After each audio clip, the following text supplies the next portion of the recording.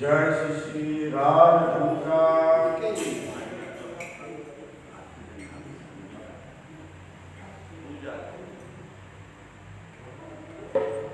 Radha Damodar Jai Radha Damodar Radhe Jai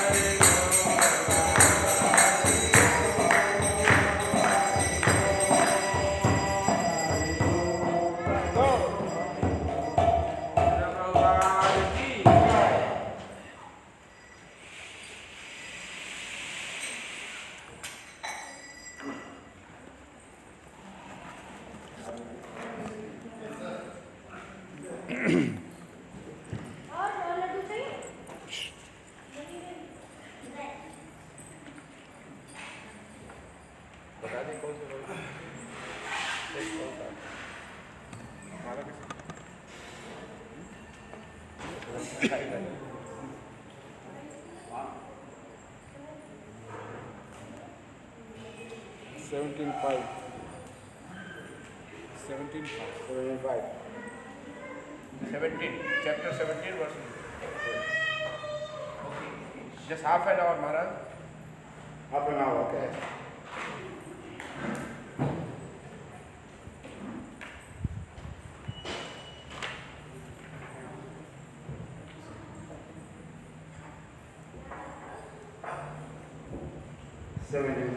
Om Namo Bhagavate Vasudevaya. Om Namo Bhagavate Vasudevaya. Om Namo Bhagavate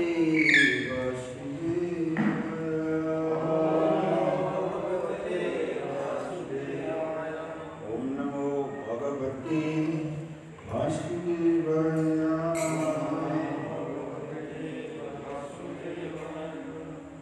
So this is 17.5, 5 and 6. Ashtakam Guram Tatyati Tapujanam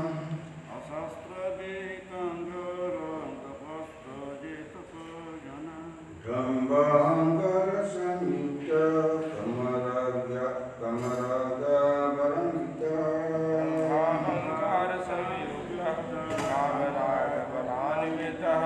Ashanta Sharirashtam Buddha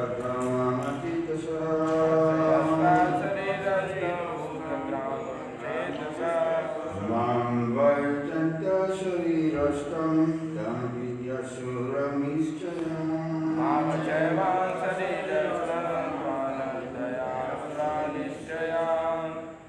Translation: those who undergo severe austerities, penances not recommended in the scriptures, performing them out of pride and egoism, are all impelled by lust and attachment, who are foolish and who torture the material elements of the body as well as the super soul dwelling within, are to be known as demons. Therefore,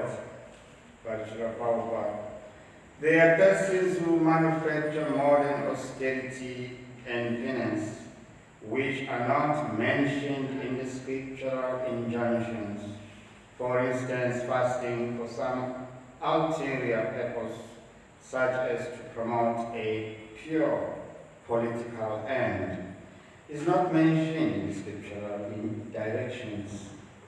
The scriptures recommend fasting for spiritual advancement, not for some political end or social purpose. Persons who take to such austerities are, according to Bhagavad Gita, certainly demoniac. Their actions are against the scriptural injunctions and are not beneficial for the people in general. Actually, they act out of pride, false ego, and lust, and attachment for material enjoyment. By such activities, not only is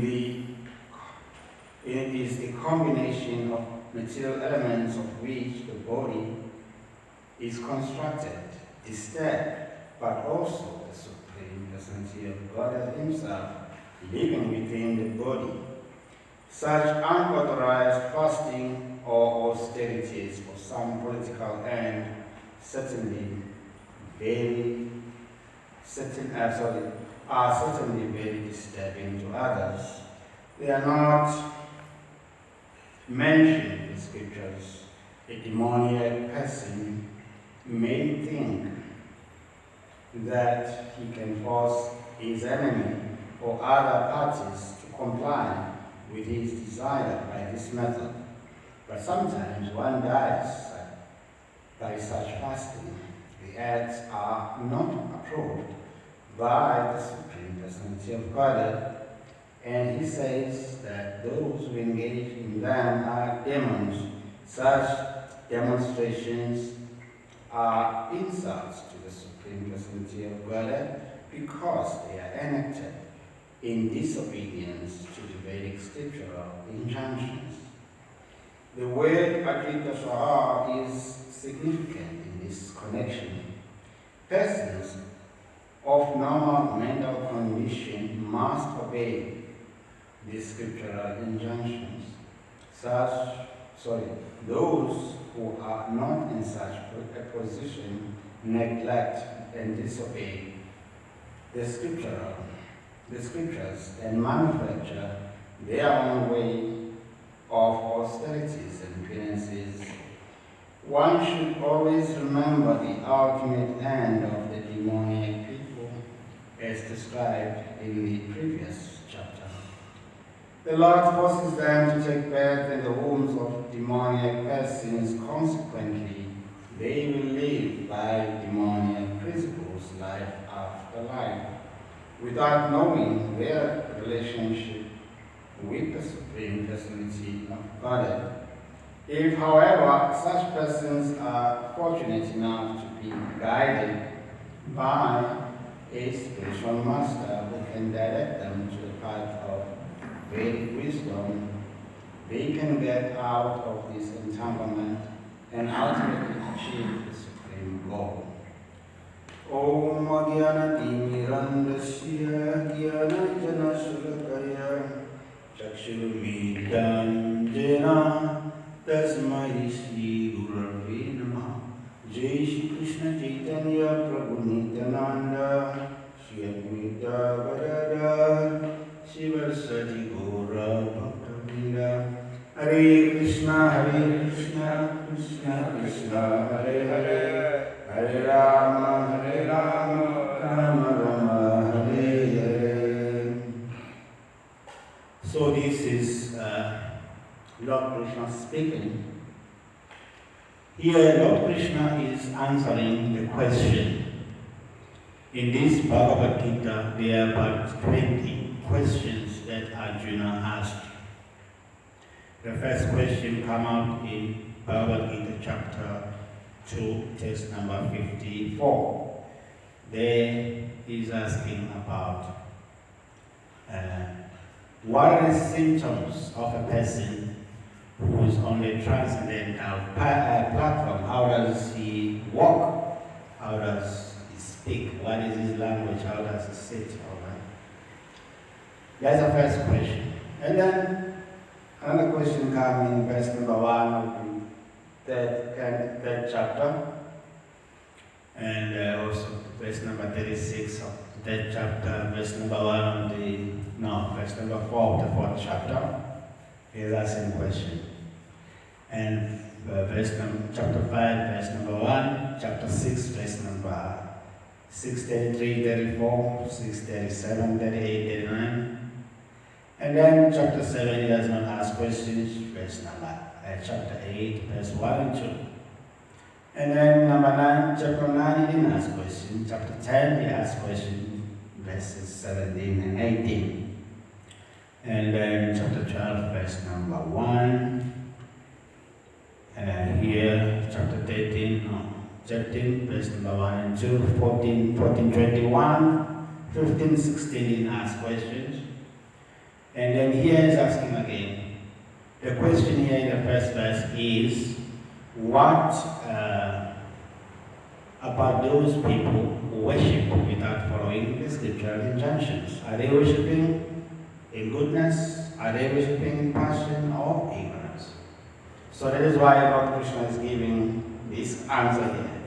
That those who undergo severe austerities and penances not recommended in the scriptures perform them out of pride and egoism, who are bewildered by lust and attachment, who are foolish, and who torture the material element of the body as well as the super soul dwelling within, are to be known as demons.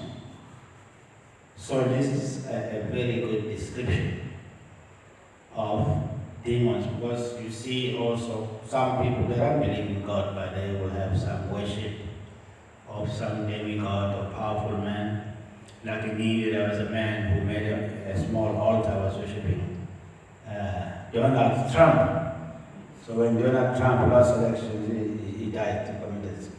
He just decided he was not going to live. I don't know what is good about Trump. But some people, Prabhupada gave an example that in India during the war, someone was worshipping Adolf Hitler because in black market he had made a lot of money. So they all fall into this category of worshipping not according to the scriptural direction. So they are demonic. Yeah. So in that way we can understand what is recommended in the scriptures. So it says that in Bhakti Rasamrita Singh that I forgot this verse now, that devotional service that is performed not according to Smriti, Shruti and Smriti. Shruti, Smriti, Purana, yeah. Pancharati, Vidim. Yes. Pancharati, Vidim. That it causes disturbance in society. So in that way, this is what Krishna is confirming here, that any form of worship or devotional service that is not according to the scriptures is demoniac. So this is the answer here the Lord that gave to Arjuna's questions. What about those who worship without following any scriptural injunctions? Are they worshiping in moral passion, moral goodness, moral passion, or ignorance? So that is the answer that is given to that question here in chapter 17. Thank you very much. Hare Krishna. Still 15 minutes here. 15 minutes. Any questions? Okay. So we just got here today from Nairobi. I came with one young lady from South Africa because I always tell stories in South Africa how beautiful Mombasa is. And when I was here last time, I had a couple came called Anantago. They didn't know, they knew I was there, they didn't want me to know, so they came here. They were very, very impressed by the temple here, and it was very nice. So it's very nice to be here, to see Rukmin, Radhavisham, Sitaram, Lakshman, Hanuman, and the devotees. Krishna consciousness is about understanding the teachings of the Supreme Lord and following. That is what is called Bhakti. It means devotion. That devotion comes from surrender. Surrender means to depend on the instructions of the Lord. But the jiva, because by nature he has a desire to become God or the controller, he steals the scriptures for his own end, for his own ambitions. He can use the scripture for his own ambitions. So that person is not a priest. He is a demon. He may act like a priest. A priest, a real devotee, is someone who is repeating the words of the Lord, and he lives his life according to the scriptural injunction. That there are so many things that are not upheld in the scripture, but we propagate them. So that we understanding the scripture means to live according to the scripture. There is prachara and achara. Achara means etiquette, to behave. Prachara means to speak. We speak, but we also follow what we teach. That is acharya. Acharya Bhavan. Yeah? Am I right? I'm not a Hindu wala. I just repeat what is in Prabhupada. So acharya means from prachara, to speak, but you follow, you teach by your own examples. And then a person is said to be acharya. Worshipping of different personalities, even if it's Donald Trump, according to the scripture, is demonic. It's not that he's a demon, Trump himself. The person who's worshipping, he has a different mentality. Why? Because he's motivated by some material gain. So you want to achieve that through these different persons. So in that way, there are different questions that Arjuna asked here. Arjuna spoke about 84 verses in Bhagavad Gita, but there are 20 verses that makes up the important questions. Because the Bhagavad Gita, what is teaching us simple is how to rise above the gunas. How to rise, you read from the beginning, you speak about the gunas. Activities in mode of passion, worship in mode of passion, goodness, passion, and ignorance. And therefore, when we read the Bhagavad Gita, we find that all the questions that are given and the answers are in line with service that is transcendental worship that is beyond the gunas. So when we understand what it means to rise above the gunas, and then devotional service become easy. Just like Ganga is relentlessly flowing to the sea. Because Ganga knows that I'm flowing to the right direction.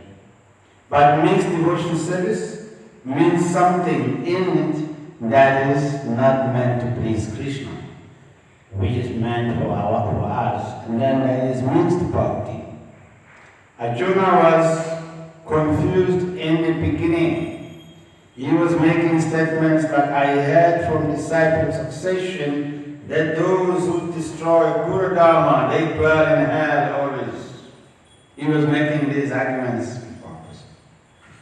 And Krishna was listening. He said, no, you are not a pandit, you speak like a pandit. But you are just lamenting. So then slowly, Krishna brought him to this point of understanding what is the important goal of life. That is explained Bhagavatam Atapundur Dvija Shrishta Varnashrama Vibhakasha Anuskishtasya Dharmasya Samsudin Haritoshana. That whether one is Brahmana, Kshatriya, Vaishya or Shudra, whether one is sannyas, grihastha, brahmachari, vanaprastha, if his activities are pleasing to Hari, his life is perfect. That is the goal. You can be sannyas, but if your actions are not pleasing to Hari, then your worship can be in Rajaguna Dhamma. So that is the ultimate goal. That's why it says Sharva Dharma Parityajya Mamekam Sharanam Bhaja. That abandon all these ideas of yours, Arjuna, just surrender to me, and I will protect you from all types of fears. This is the point. But Arjuna was arguing based on his motivated consciousness. Yes. So the Lord is bringing him to Shuddha, pure transcendental goodness, where the goal is Samsiddhi Haridushanam, to please Bhagavan. That's all. No other desire. So when he came to that platform, he became free from confusion and anxiety. So that's what the Bhagavad Gita is driving on. Bhakti, that is free from Rajaguna, Tamaguna, and Sattva, which is in Shuddha. That's what is pleasing to Bhagavan, and that's what frees one from material bondage. So Arjuna was arguing, but he was just arguing based on material platform. So that is why the Lord is giving him these answers. Yes. So it's very, very beautiful. I find that way Bhagavad Gita is a very special book because it's questions and answers, and it's very, very beautifully arranged. And we can understand what it means to perform pure devotional service. Thank you very much. Hare Krishna. Jaya Shri Rukmin Dwaragati Shaki. Sitaram Lakshman Hanuman Ji Ki. Jaya Shri Radha Damodara Ki. Ayone Narsingha